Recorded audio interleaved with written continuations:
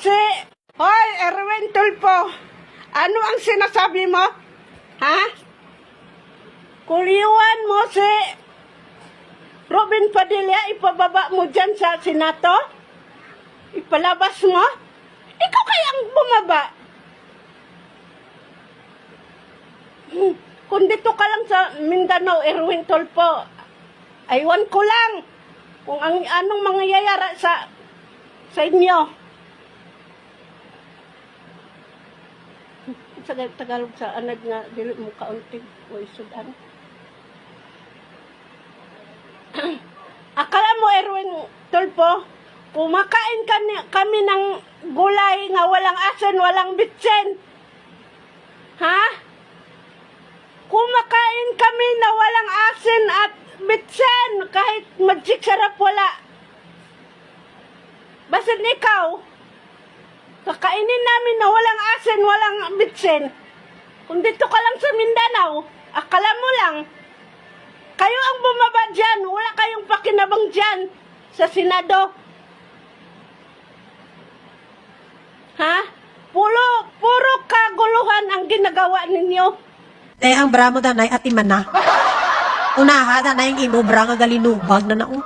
Daw maubahan ka na ti bataka danay kaya daw nalustred na ang blue mo nga bra. Ari nga libat ni naging train-tra sa Senado. Ngalingan na siya doon, hindi niya na makaya doon, hindi na sa kaisarot, sige na pangwakan niya, naging train-tra pa sa... Galit na lang yung kakarabat po. Galit na galit sa kuno kay Kwiluhan, kuno si Ruben Padilla. Kwiluhan mo si Ruben Padilla, nga si Ruben Padilla ngayon ang gangster ng Senado. Gangster, Barry, the gangster. Diba? Gangster ngayon yan si Ruben dyan. Anong Kwiluhan man? Tapos ang sinasabi niya, pag nandyan lang daw si Tulfo, kuno, kumakain daw siya ng walang bitsin, walang asin, walang magic sarap. So ano ibig mong sabihin? Kainin mo ng buhay si Tulfo? Nakaswang? Kung kaya mo kainin, bakit hindi ka nalang pumunta dun sa bahay nila? Kainin mo siya ng buhay. Sige nga. Di pa ako nakakita ng tao na kumakain talaga ng ng sariling tao. Di pa ako nakakita ng tao na kumakain ng kapwa-tao. Baka ikaw pa lang, dapat i-live mo para makita namin kung paano ka lumapa ng walang bitsin, walang asin, walang luto-luto, hilaw kainin mo. Sige nga, try mo. Kayo lang mismo ang sumisira sa imahe ng Mindanao. Kung galit kayo sa isang tao, huwag nyo na idama yung Mindanao kasi napakaganda po ng Mindanao at marami po mga kababayan natin dyan na taga Mindanao na mababait. Kayo lang yung mga didiis, ng mga zombies, mga kultong, mga aswang, Kamu lang na. Huwag nyo lang dinadawit at dinadama yung lugar na Mindanao. Huwag nyo siraan. Kasi, kadalasan kasi pag sinabi natin Mindanao, unang-unang pumapasok sa isip ng tao, marahas, pumapatay, kriminal. Always talaga yan pag sinabi mong Mindanao, magulo, ganyan sila, diba? Bakit ganyan ang nangyari? Kasi kayo mismo, na taga Mindanao, hindi ko nila lahat, ito lang ang gagang alibat, ha?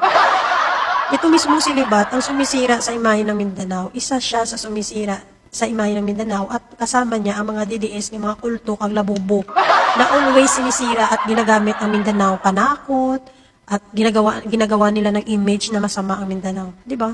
Imbes na kayo nga taga Mindanao, ang pagandahin nyo ang imahe ng Mindanao, baguhin nyo ang mindset ng tao when it comes sa Mindanao. Di ba? Dapat ganun eh. Pero hindi ginagamit nyo siyang shield or panaming. Ginagamit nyo siya ng proteksyon nyo na parang feeling nyo pag sinabing Mindanao, angas ka na eh. Alam mo yung totoong maangas, wala yan sa lugar. Wala yan sa kung saan ka nakatira. Wala yan. Kasi hindi naman lahat ng taga Mindanao matapang, kriminal, mamamatay tao, berdugo, o kung ano-ano pa. Hindi naman yan eh. Kahit sa ang lugar, kung matapang ka. Ganun lang yun. Wala yan sa kalugar-lugar. O hindi pwede sabihin mo pag sa Mindanao, kriminal lang Mindanao. Hindi naman eh. Kahit sa ang lugar, may kriminal din naman, di ba? Pag sinabi mo Mindanao, mamamatay tao, maraming mamamatay tao. Kahit sa ang lugar, may pumapatay din ng tao, di ba? So, anong difference? Ang difference dyan, kasi kayo na nakatira dyan sa Mindanao, lalo na itong Libat na to, kayo mismo sumisira at tumatatak sa isip ng mga tao na masama ang Mindanao. Na ganyan ang ugali ng Mindanao. So, nakakalungkot ng isipin, no?